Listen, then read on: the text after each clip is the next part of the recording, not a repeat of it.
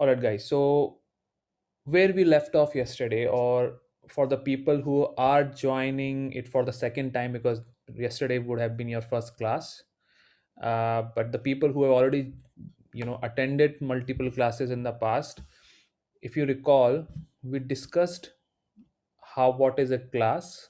By the way, we first started with project creation, different types of project creation. We discussed how you can do in a plain Java format and how you can do using Maven. So Maven project and plain Java project, we discussed both.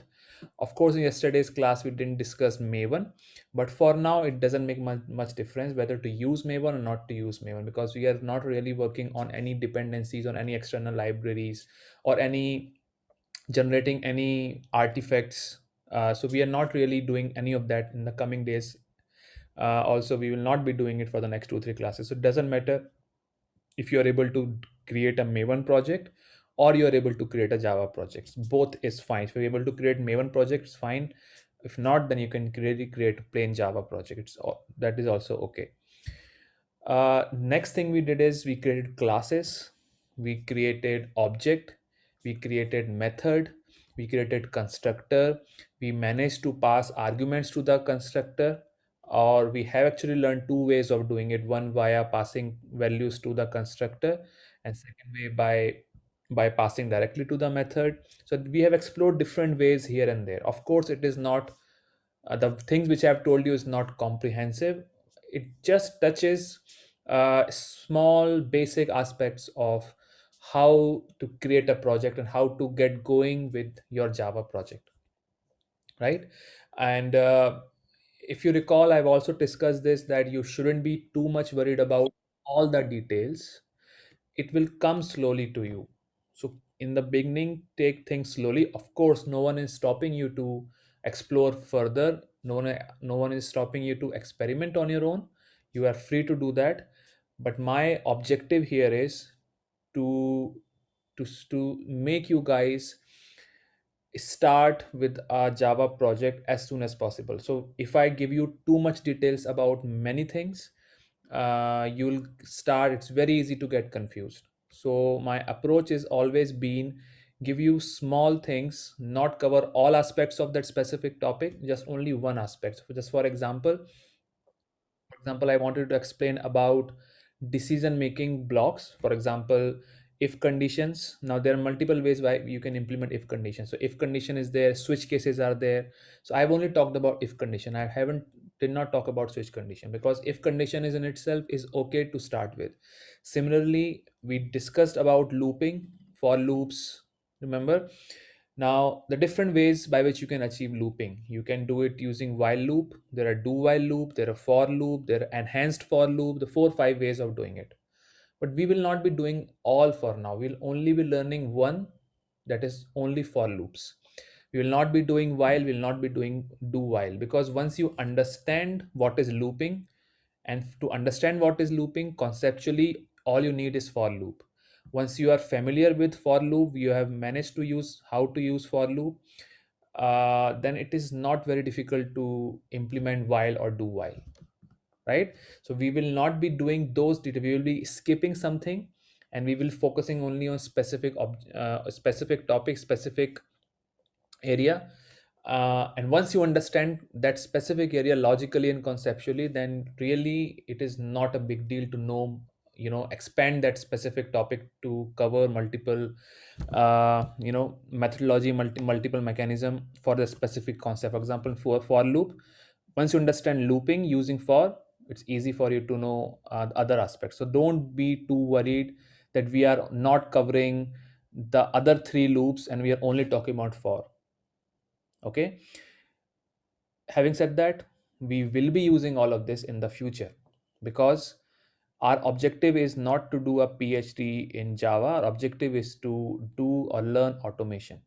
So we need to get there as soon as possible, right? Once we get there, then we definitely will be using all of these things. Somewhere you will see me using do while, somewhere you will see me using while. So you will see different implementation of it. But once you understand what is a for, once you practice yourself, once you learn looping, then you will easily understand it later. So I will be skipping lot of things, because the objective is not learning everything in Java. The objective is to learn specific things in Java so that you can really understand how test automation framework works and you can manage to do it. I hope I have made myself clear why I'm saying this again and again, so that you don't be confused that we are not covering everything in Java, because we cannot cover everything in Java, because core Java itself, if you try to learn core Java, it is 5 months course. So you should not be focusing too much on all the things in Java. Rather, you focus on the basics so that we can start test automation activities as soon as possible. So this will be our approach moving forward. All right. I think I made myself clear, but still, if you have doubts what I just said, uh, ping me personally, or you can raise in the group also, or raise in this call as well. Okay, or post your issues, concerns, anything in the chat. And I want you guys to be brutally honest with me. If you have any concerns, don't keep it with you. Please bring it forward. Now the real thing why we are having this session today. So the main agenda of today is so that I could explain four things but together. Now, what those four things are, we discussed classes and objects yesterday, classes, object, constructor, methods till yesterday.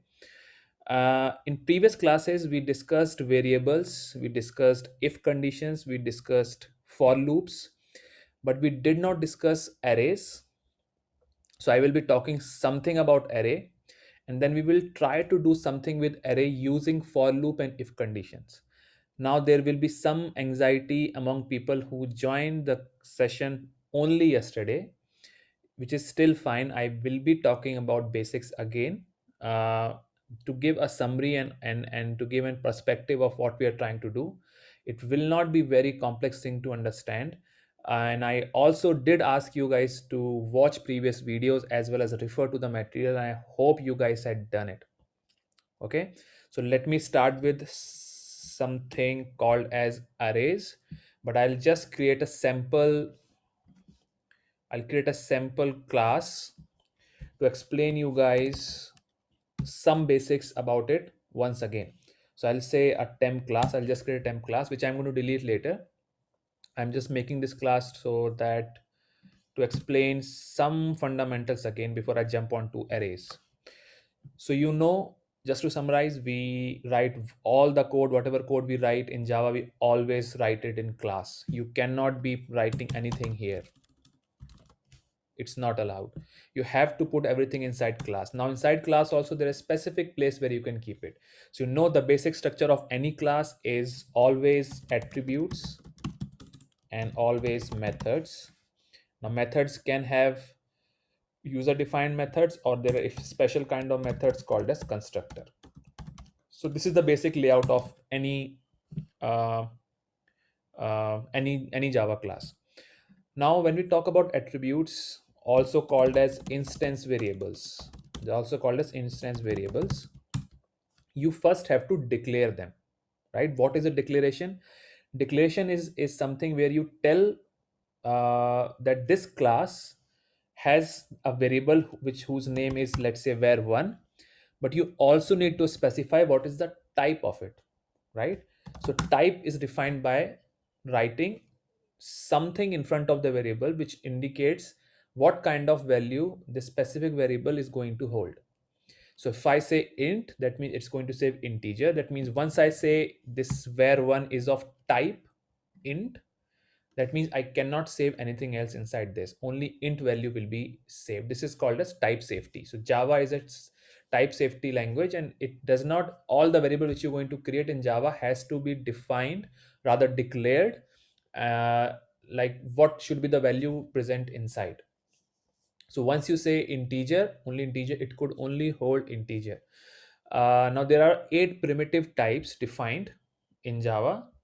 They usually start with small letters, and actually they're all small letters. But it's not limited to that. That means if you define a class, you remember yesterday we created a class car. How did we declare the object of it? Remember, we said car, then we created the object and we said new car. Remember? So this here, what I'm trying to say, I'm saying I'm because this also is an object. So I'm saying this is an object, this is the name of the variable whose type is car. So class can also be the type of the variable.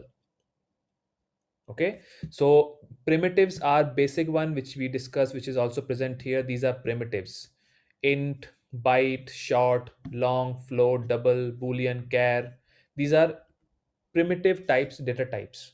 But we are not restricted to these, because we can create a class, and any object which we create has to be declared first based on what kind of value it will hold. So the idea is, when we go here, when we say car object equal to new car, so this is how I'm telling the compiler that this variable will be holding an object of type car.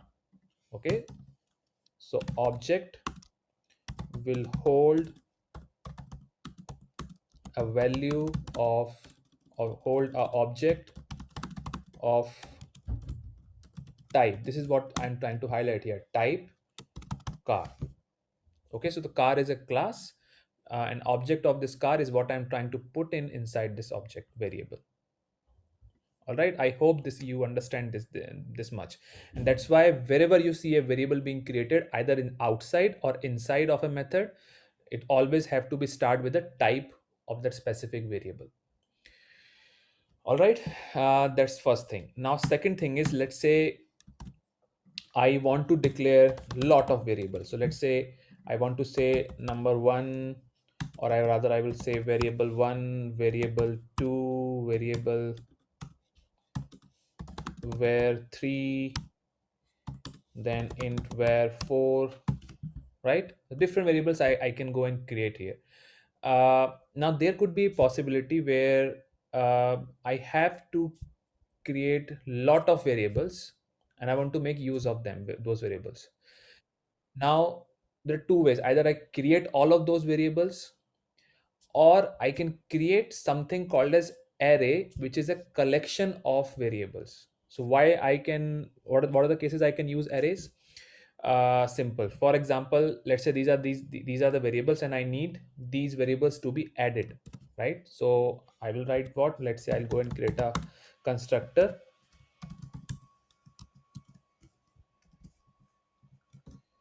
and if I want to add these four variables, I need to get them from outside, isn't it? So I'll say int where one, int where two, int where three, int where four, and then I have to assign them. Dot where one is equal to where one. Let me quickly add these.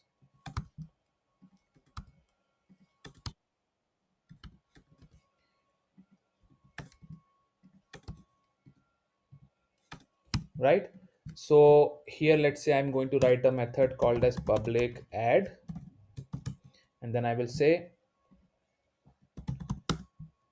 or let's say I'm returning them, I'll say int result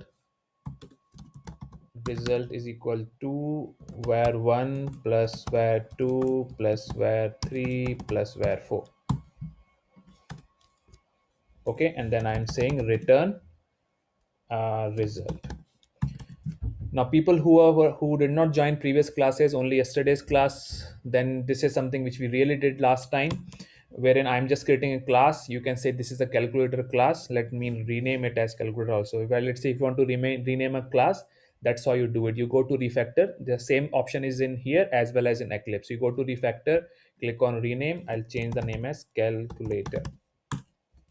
So this is the calculator program. I have add here, and then let's say I'm saying public void static void main,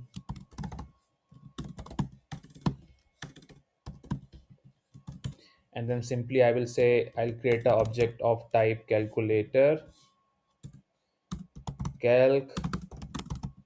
calculator. While creating the value, I will say 2 comma 3 comma 4 comma 6, and I'll say calc dot result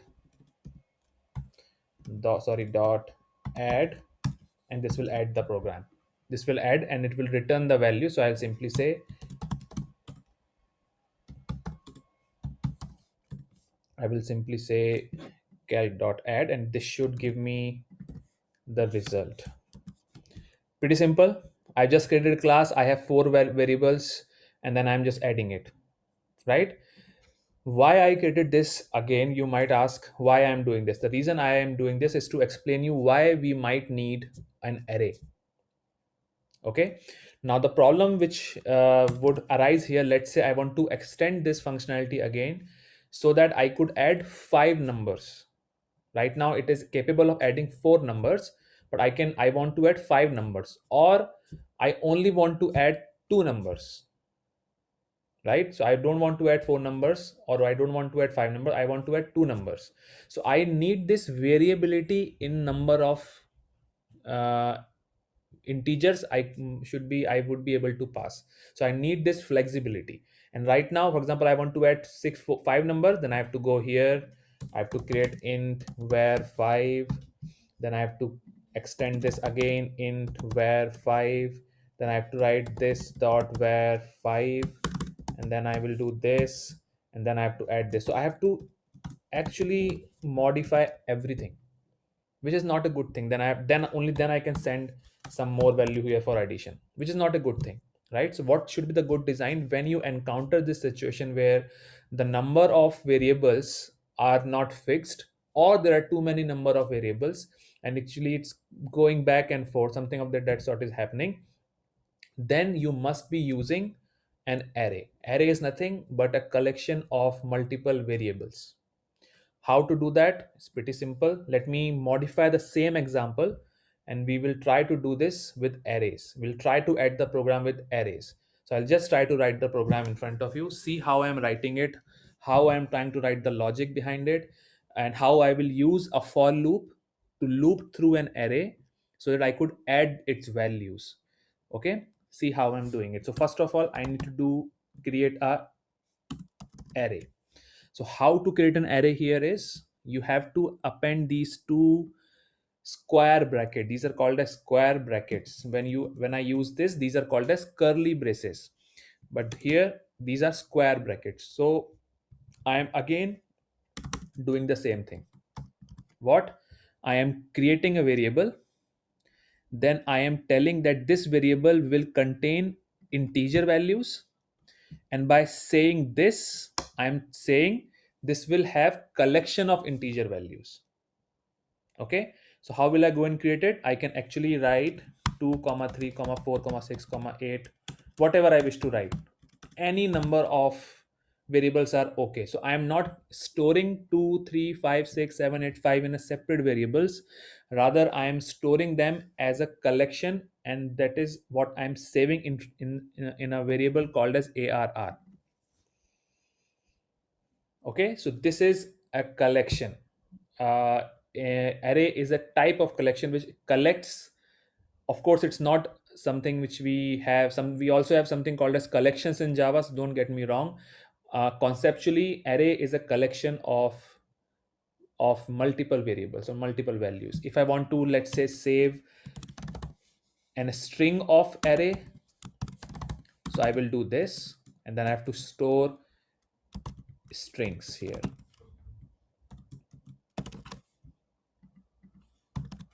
Okay, what if I try to add a string here?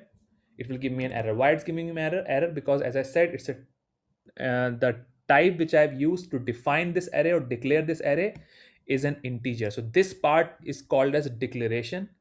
This part is called as initialization. So if I come here, this part is called as declaration, and this part is called as initialization.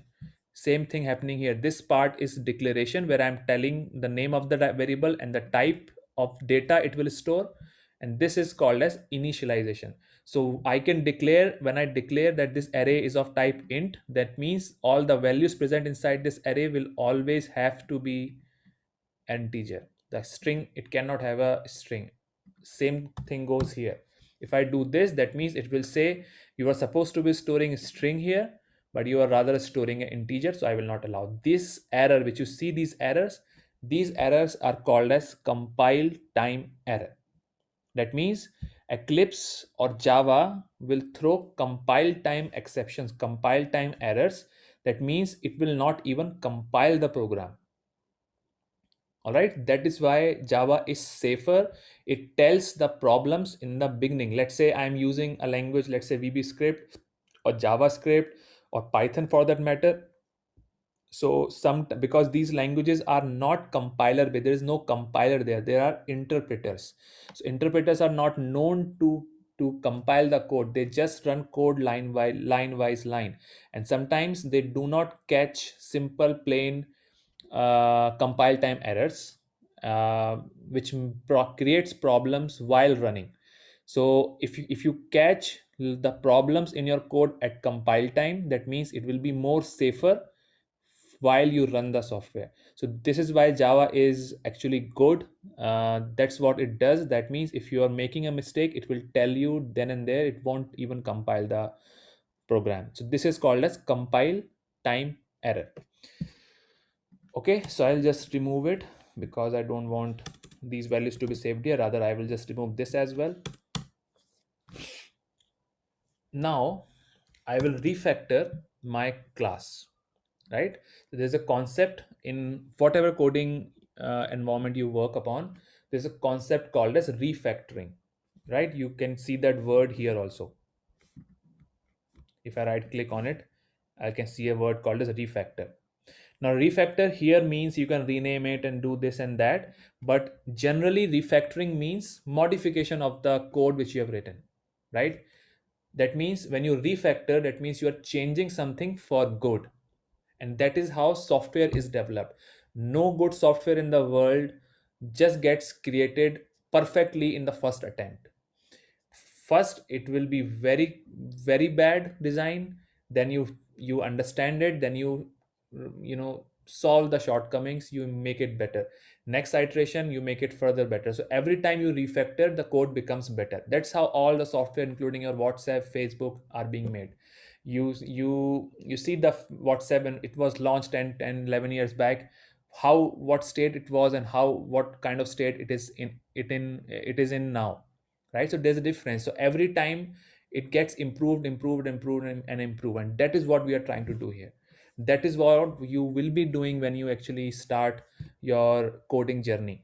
Don't attempt to create the code perfectly fine in the first attempt. That is never a good approach. That actually never works. That actually, if you don't understand this refactoring concept, you will feel more frustrated. You will say, oh, my attempt is always to be towards a perfect code. You cannot create a perfect code. You create a code, then you run it, you find problems, you fix it, make it better. Then you again run it, you find it, then you again fix it, then you make it better. So this is called as refactoring cycle. That is what we are trying to do. So for example, I created a calculator program, I ran it. Then I saw a shortcoming. What if you want to add more variables? What if you want to add only two variables? What if you want to add only three variables? And this is not, code which I've written so far is not flexible enough to do that. So I am now refactoring it. Okay, now I'm refactoring my code, and the way I'm doing it is I have found the shortcoming and I'm trying to fix it. The way I'm fixing it, the way the solution I'm seeing here is, the problem here is that the argument which I'm passing is very rigid, so I want to make it flexible. And the way I can do it is, one of the way I can do it, which I actually know right now, is arrays, which gives me flexibility. If I only want to send three variables, I will remove these values from there, and then the only two values will be saved. Two values will be sent, only those will be added, right? Now I have to refactor it, because once I am doing this, I need to pass this inside my class, either inside my class, inside these variables, or inside the method, right? Because this class is responsible for doing the addition operation, isn't it? So how to do that? The same way we pass these variables and we captured it here, taken these saved these values here, and then we passed it and initialized our instance variable. The same way we will do it, but instead of this, let me just refactor it. So I will just remove it here. Rather, I will first say I want to pass this here, when I'm passing this here, I need to capture it somewhere inside my class. So where I'm capturing it, if I'm while creating the object, if I'm passing something, that means I need to create a parameterized constructor. When you see something like this, that means no constructor is present in the class which accepts any value. But if you're seeing something like this anywhere, that means there has to be constructor which is accepting this value and initializing the internal variable. So right now what I'll do, I will, or rather let me show you something else. Let me not change this because I don't want to modify the class. This is another concept I'm trying to tell you guys. I don't want to alter the class, because if I alter the class, let's say someone else somewhere in the code, if they, let's say people who are using this, the moment I remove these values and all, it will start giving errors, right, which I don't want. So this is how we achieve backward compatibility, in the sense whatever has been made is made, it's fine. Don't break it. If you make any changes with the existing code, what will happen is the code which is being used, if you remove these things, there will be a problem with the previous code which the people have written based on the existing functionality, which we don't want. What we really want is to extend it further. So right now whatever is done, but I want a functionality wherein I can pass an array also. So for that, what I'll do, I will be creating another constructor. I know this could be a bit confusing for you guys, for few of you, but I'll try my best to explain it in detail. So now what I'm doing is I'm saying I will accept an array, and I will creating another array here, arr. Then I'm saying this dot arr is equal to arr, right? So I'm not altering whatever has been made, so that this piece of code always works, right? The reason I'm doing this is I don't want to alter the existing functionality of the class. So I am not altering it, I am enhancing the functionality. So right now whatever is done, but now I am extending it, enhancing the capability of this class. So what I'll do now is I've added a variable called as arr, and you see two constructors, right? This is a concept called as constructor overloading. I think if you have seen something, or if you have some exposure to coding environment and how code works, you might have heard about this term called as overloading. Now, overloading simply means you have two methods with the same name. Now, the compiler will always get confused if it finds two method with the same name, right? But then compiler says, or Java says, if you want to have two methods or constructors with the same name, at least make some differences so that I could identify them, or I can uniquely identify which constructor you want. So in this case, it is these number of arguments, right? So here I am passing, the both have the same name, but it has different argument types, or number of arguments and argument types. Here I am sending 5 variables, each of type int, but here I am sending one variable with an array of integers. So this is how the constructor overloading works. All right. I see some comments. Let me check.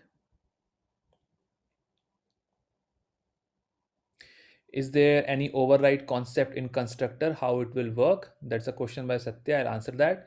Second is it mandatory to create constructor and add method outside public static void main?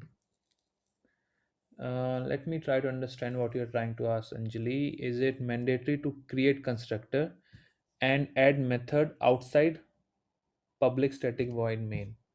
Uh, See, public static void main has nothing to do with this class. Actually, public static void main should not be even present inside this class, because classes should not contain public static void main. These are the starting points, and they should not be part of any functional classes. The reason I put it here is just for the sake of simplicity, so that I don't have to switch between two classes. That's why the reason I have put here. So forget that public static void main is even here. For this I have to go and create another class where I will call it as a runner, and that there we will have public static void main. So imagine in this calculator class you have only these things, right? Second thing here, so I'm trying to answer the question which Anjali asked. Second thing is the constructor. What was the question again? Is it mandatory to create constructor? No, it is not mandatory to create constructor. Rather, if you don't mention any constructor but the compiler itself will introduce a constructor, of course it won't do anything. That is called as default constructor. So public calculator. So this is when a calculator is doing nothing and it has no argument, that is called as default constructor. So you can choose to put it or you choose to remove. If you remove it, the compiler will automatically put it there. Of course it won't do anything. Idea is whenever you create a object of a class, it will always call a default constructor if you're not explicitly mentioning anything. Did I answer, Anjali? What I don't know whether this is what you were Yes. asking. Yeah. Okay. Sorry. Yes. Sorry to interrupt. My question was exactly, you have declared a constructor and the method add, right? So my question was, is it mandatory to declare constructor and add outside public static void main? Because inside public static void main, we are calling the like we are actually doing the functionality, right? Adding and passing the things. So just a simple question, is it mandatory to declare that outside public static void main? All right. So this is what I was Yes. trying to explain earlier. So the thing is, to avoid confusion, let me do this thing. Let me create a class runner. Add. I will just move it from here and I will put it here. So the point I'm trying to make is public static void main is a method which has nothing to do with the functionality of the calculator class. So it doesn't matter whether it has to be done above it or below it. Forget about public static void main because it is not a part of this class. Now is the structure clear now? I have an attribute. A class can have attributes and can have methods. This is the method, this is the attributes, these are the constructors. Anjali, is it Okay. Yes, yes, understandable? yes, yes, it's okay. Right. So public static void main, as I said, has nothing to do with the functionalities of the class. Okay. And the idea is always remember that you should not be putting any public static void main inside a class which means something, because it is not its place. Public static void main acts as a starting point. If you want to do that, create a separate class called as runner or whatever you wish to call it, main class or whatever, and put your public static void main there and create your objects inside that. Don't put it inside here, inside the classes which you have. It's not a good practice. Okay. Okay. Now, as I said, we are enhancing the class. We don't want to, because I am using this here. I don't want to modify this. I want to extend it so that I can send the uh, variable number of variables. So I'll say calc1 is equal to new calculator, and here I will pass, right? So now my class is more intelligent. You see, I am capable of sending separate variable. Let's say I have 5 variables to be sent for addition. I can send it, or I can also send variable length of integers. All right. So if I go inside, the moment I click this, it will take me here. That means this is how the compiler knows which constructor to call. So if I click here, it takes me to this constructor. That means when the first object will be created, it will take me to this constructor. When the second will be created, then it will take me to this constructor. All right. So now I have initialized it. Now forget about this one because we are focused on array part. Once we do this, then we need to do something, because here in this case, I was setting the variables, these variables were being set, and then I was calling the add method, and this add method was responsible for addition of these variables and returning the result. And that is how my code was working so far. But now I wish to pass arrays, right? And then I want to perform the operation on that array. So this time I need to do what I again don't want to modify the add. If I make some changes inside, then this piece of code will cease to work, and I don't want it, because I want to give it a backward compatibility. And it's always a good thing, whenever you will design something, whenever you want to modify something, let's say after 6 months, a year, you get inside a project and you want to given a framework and you want to modify something there. It always happen, any framework, any software always keep on, there will be requests for modification every time, left and right, you have to keep on doing it. Now when that happens, you have to make sure you are not altering the complete class.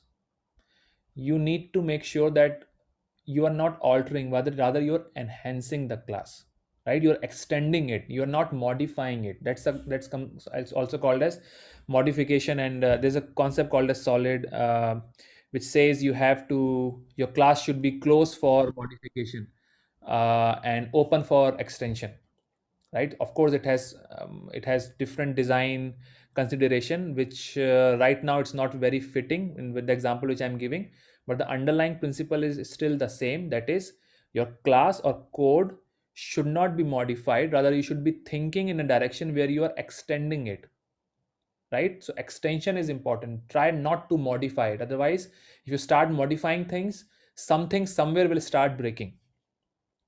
All right. uh, that is a general principle. So that is what I'm trying to explain with a very very basic simple layman example. So I don't want to make a change inside my calculator program wherein I am changing a method. All right, I don't want to do that, because it will alter my code here. So what I'll do, I'll rather add a new method, and I'll name it as public int add, let's say add arrays. All right, now this will return a value. So I'll say return, and I'll say result. I'll also create a variable inside result. Now and one more concept here, because we are doing it, this specific variable is different than this variable. This variable is called as instance variable. That means no matter which method you write inside this class, this variable is accessible. That means the scope of this variable is class wide. But when I say something like this, that means this specific variable called as result has the scope within the method block. That means from here to here. That means if I try to do something with this result somewhere else inside this class, it's not accessible, right? So this is also called as scoping. The scope of this result is only within the method, not outside. But the scope of this is span class. Whole class, whatever method you are writing inside the class can access it. And even if you go and make it as public, that means it is available everywhere. Okay, now let me go back here, add arrays. Now this is where I will start writing some looping concept, right? Because I want to add it. I want to add the variables uh, inside this array. Now the problem I will face is I don't know how many variables the user is trying to send. For example, the user can send this, or then user can also send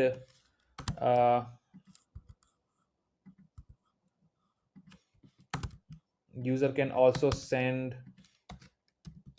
this. I don't know how many values it will send.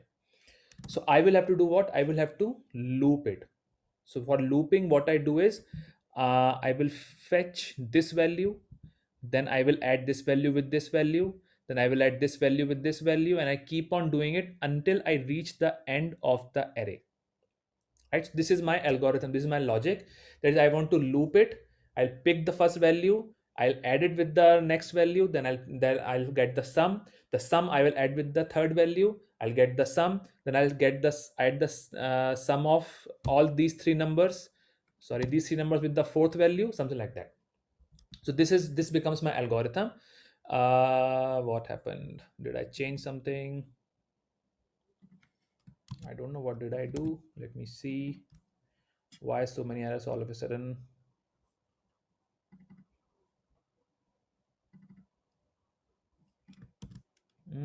What did I do? Oh,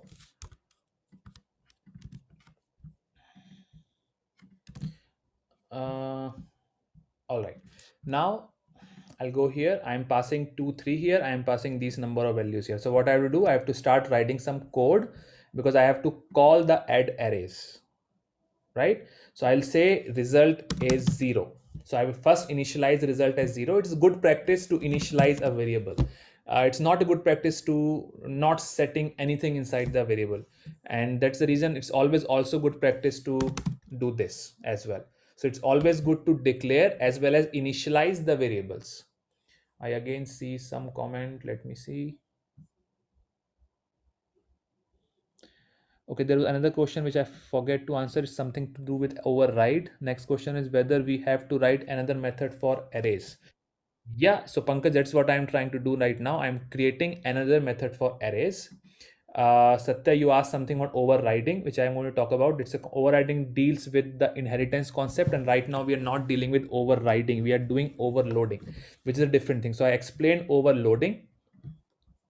uh, I discussed overloading here. Overriding, I'm not discussing it today, but later we'll try to, when we talk about inheritance, then we'll try to do it. By the way, there was also an opportunity for me to override this also, sorry, overload this also, but I'm rather creating separate method. I'm saying add arrays, and this is what I'm using.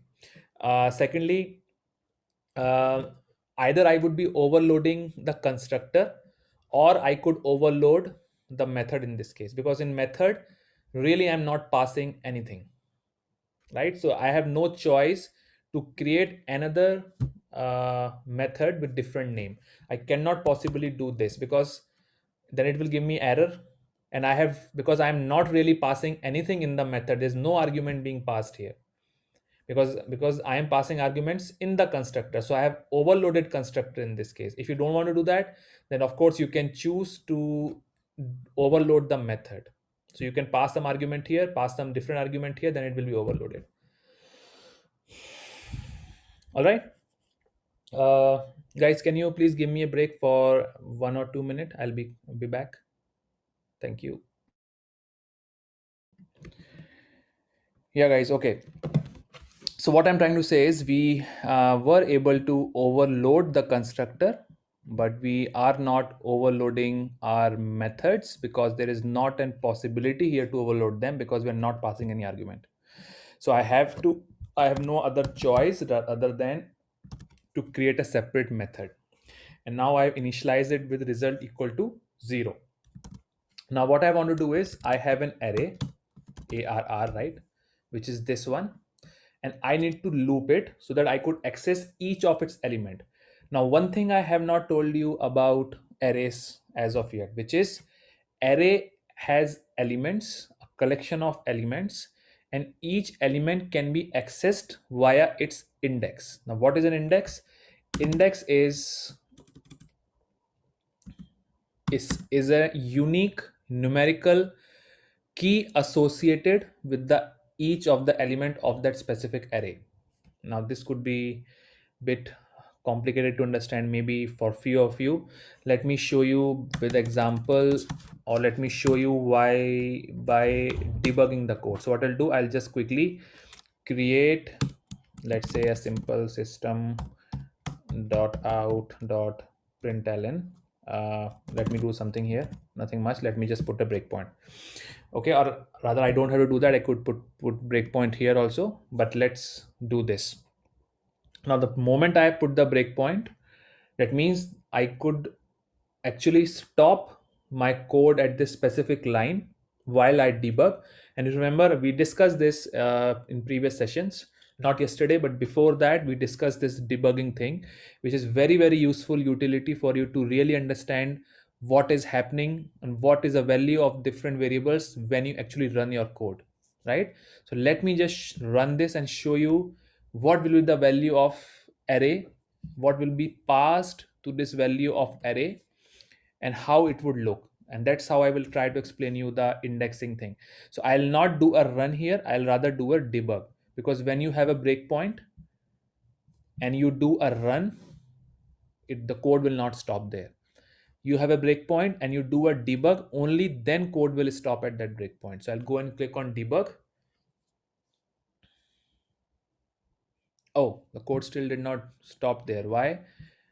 Because I have not called the method. So I will go here. I'll do a calc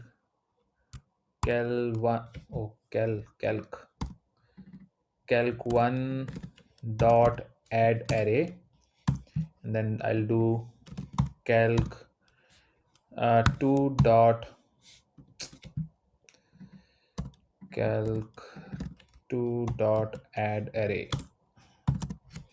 Now if I go and do a right click and do a debug,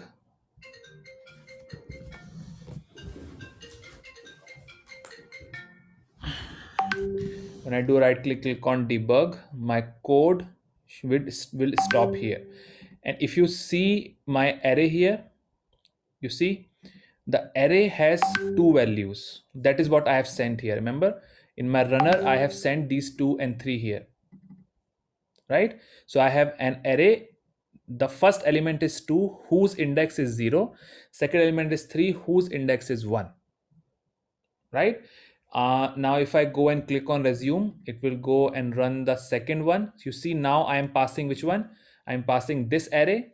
So now if you see the value 2, 3, 5, 6, 7, 8, they are arranged in an array, and each of these array has a unique index. So 0, 1, 2, 3, 4, and 5. This is called as index. So array is arranged in an index format.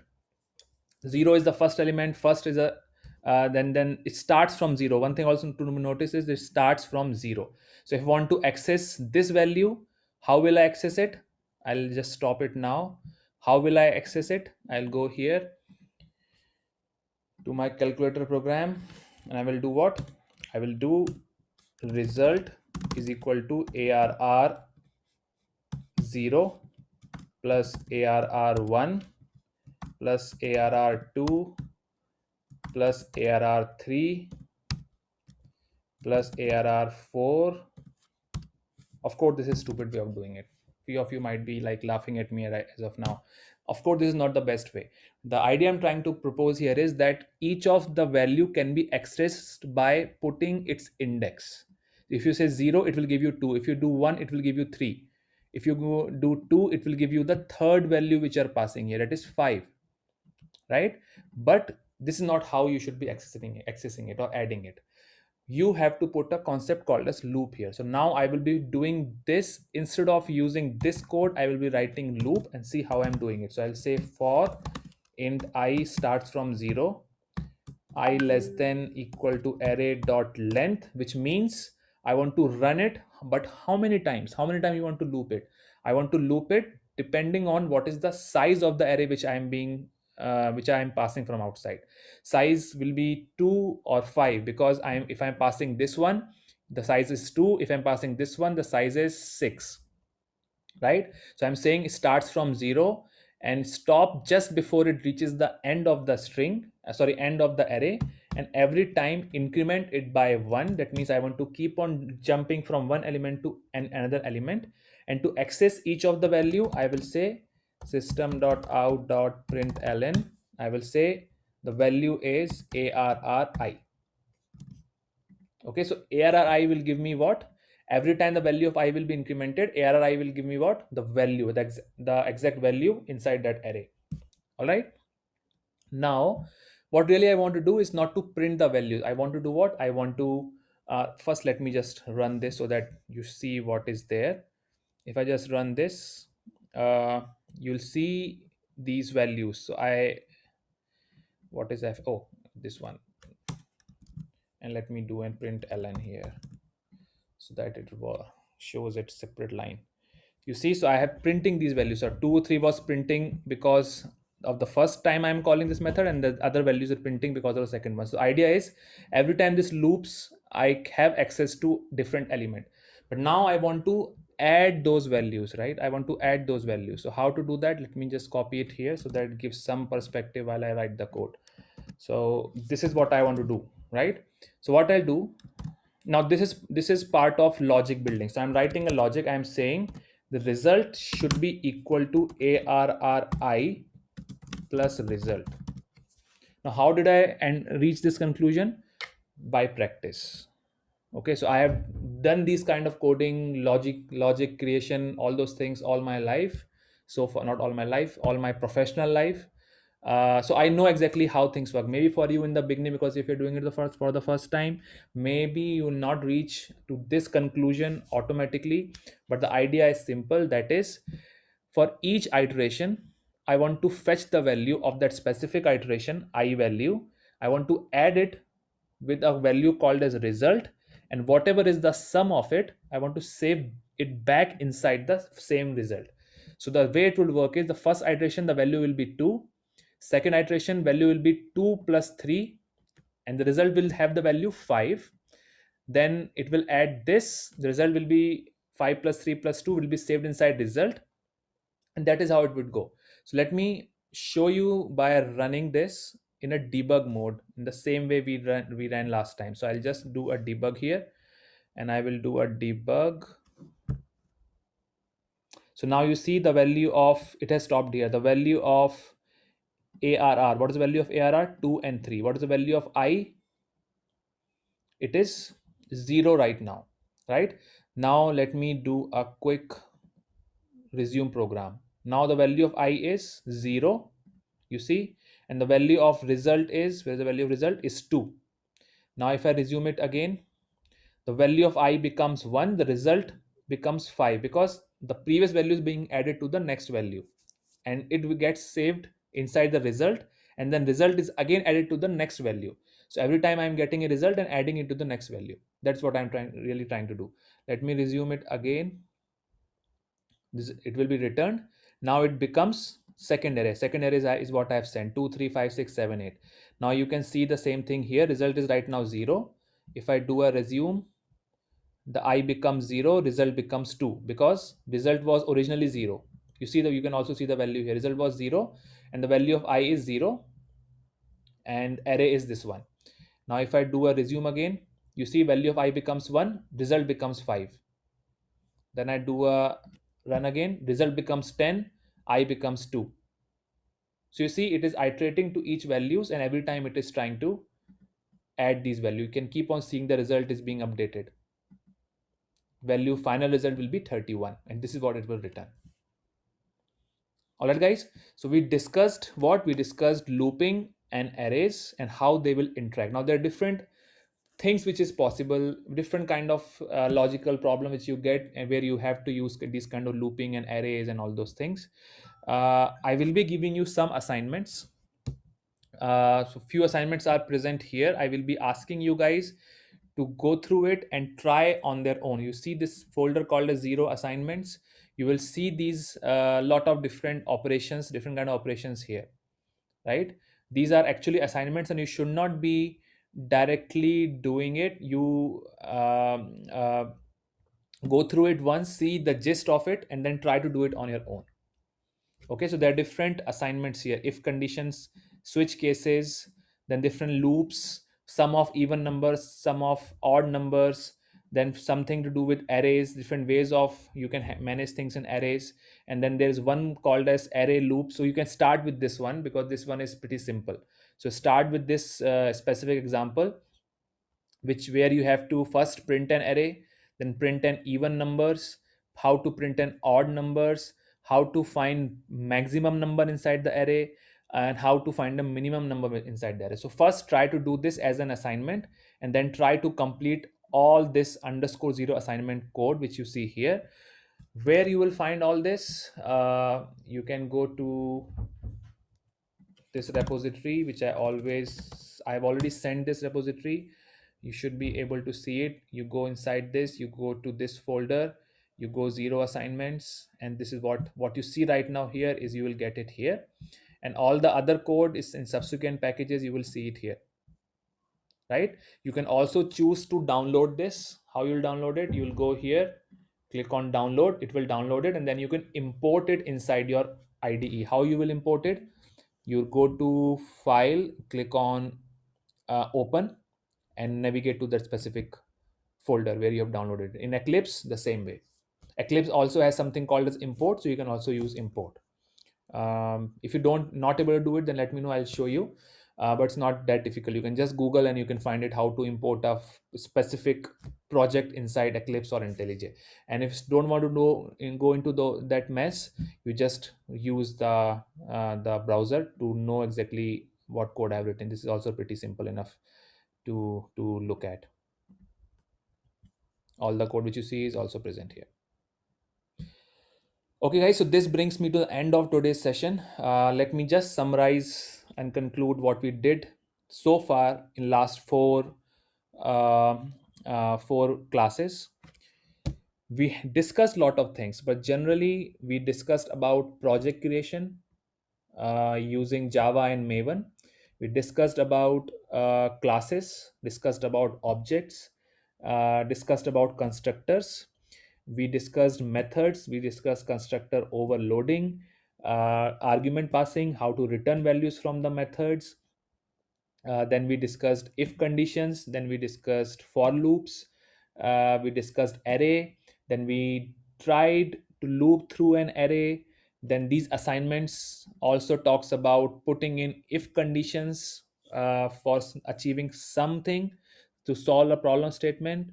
So all of this much is what we have done, and this is really is a fundamental of Java, as well as the logic building, because Java is nothing but a set of syntaxes, but logic building is something which is independent of any programming language. Because if you're good at making logic building, then no matter what language I will give you, you can learn it very fast, because your logic is independent of any programming language. But logic doesn't come easy. For logic development, you have to practice. That is what determines how success you're going to be in coding. Okay, so logic development is of utmost importance, and then logic can only be developed when you do these kind of assignments which I'm going to give you. If you don't do these assignments, you will not be able to pursue or understand anything in test automation. Okay, so please try to do these assignments. If you are really beginner, I have given you enough hand holding so far. Try to complete these assignments I'm giving you. I hope if you do this for 2 3 days, for 2 3 hours per day, by end of the week, it will come very smooth to you. It's not a that big a deal. Yeah, someone wishes to say something. Hello, Yeah, yeah. Akash. Can you go to your runner class actually? Okay, I'm there. Okay, here you are in 15th line. You are uh, holding the array values in variable, right? Array 2. Yeah, Can we pass directly those values in the 16th actually? 2, 3, 5, 6, 7. Instead of passing as parameter, can we pass? like this. Yeah, You see, you got the answer. yes, it is not. I'm getting an error here. Remove that. Okay, fine. Move this. Curly brace. No, no. Okay. All right, you got the answer. Yeah, yeah, fine. Yeah.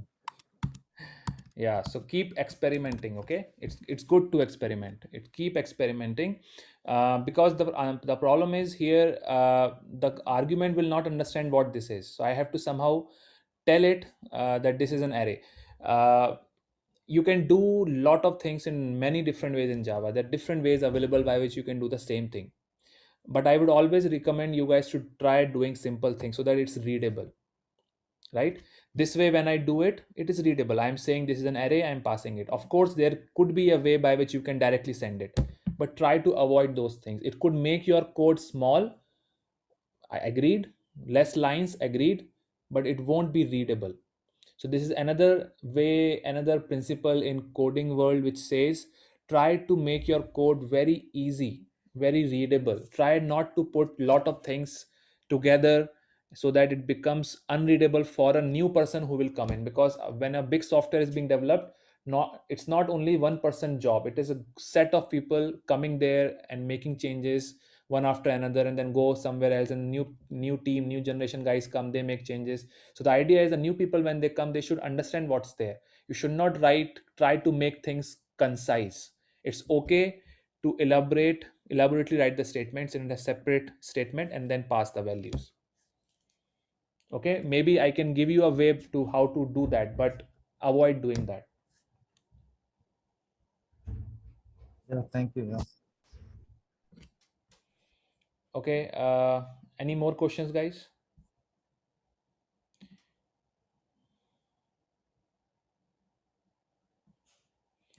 All right, so in the coming days we have done till these point, right? We have completed till session 3 package. We have also done arrays. Next week we will be talking about strings, right? We will talking about strings, but then we will be skipping few of these things. Rather, I'll be jumping on something to do with inheritance, because inheritance is also important concept. So once we do string, we'll talk about inheritance. And once we are done with inheritance, there will be 2 3 more topics regarding some exception handling which we will do, and that's it. Once we complete till exception handling, we will start with our Selenium thing, because that is where we need to go as soon as possible, remember. And once we start with our Selenium thing, because Selenium itself will be written in Java, and while writing Selenium code, we will be learning lot of different Java concepts as well. So I will not be covering all the Java concepts upfront. Rather, I will stick to the schedule which says only do what is necessary to get you started with automation, test automation. So next topic, next session, we'll going to do some strings, some inheritance concept, and then try catch. And after these 3 things, I will be straight be jumping towards Selenium. So next 2 sessions will be devoted to the Java, and by next Sunday itself, I will be giving introduction to Selenium. So this week is very important for you guys, because if you don't understand, if you don't practice these things, you will not be able to understand much in test automation or Selenium side of things. So please, please, please, please, please complete these assignment which I'm giving you. I will be publishing in the group also, so that as a reminder, by midweek Wednesday, I'll again send you a reminder to complete these assignment. I will specifically put exactly what you have to do step by step. Once you do that, I am not stopping you guys to not go through these things. Go through these things, whatever static, non-static overloading.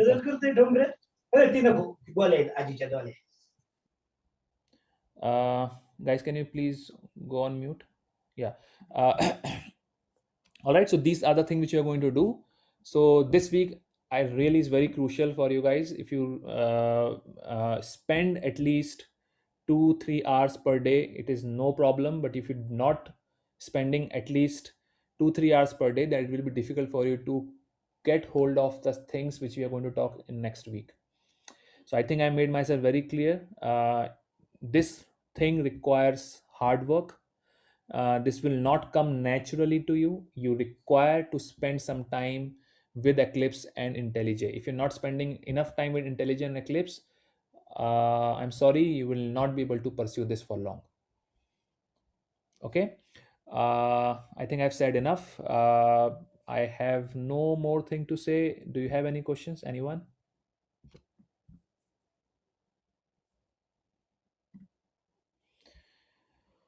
All right, if not, then we'll call it a day. I'll see you next week. Of course, we will interact in between. If you have any doubts, questions, issues, you raise it in the group. I'll try to answer as soon as possible. All right. Thank you, guys. Enjoy your Sunday. Thank you, August. Have a good Bye.